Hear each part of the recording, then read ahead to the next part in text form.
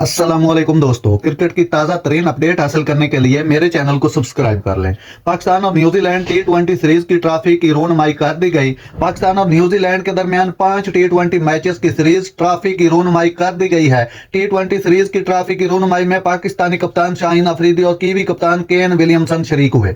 वादे रहे कि न्यूजीलैंड के खिलाफ ऑकलैंड में होने वाले पहले टी20 के लिए पाकिस्तान क्रिकेट टीम का खाका भी तैयार कर लिया गया है।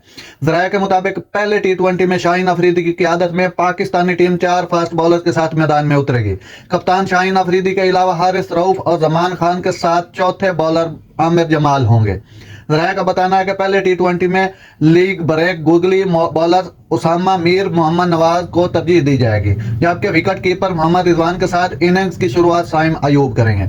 जराये के मुताबिक कप्तान बाबर आजम नंबर 3 पर खेलेंगे, जबकि मिराज फखर जमान नंबर 4 पर खेलने के लिए रजामंद हो गए हैं। जराये का कहना है कि आजम खान 11 रुकनी टीम में शामिल हुए तो बतौर विकेट कीपर खेलेंगे।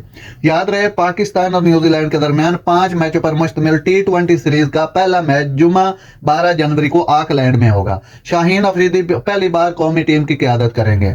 न्यूजीलैंड के खिलाफ टी20 सीरीज की तैयारियों के लिए पाकिस्तान क्रिकेट टीम का ऑकलैंड में प्रैक्टिस सेशन भी हुआ, जिसमें तमाम खिलाड़ियों ने हिस्सा लिया। प्रैक्टिस सेशन 3 घंटे तक जारी रहा।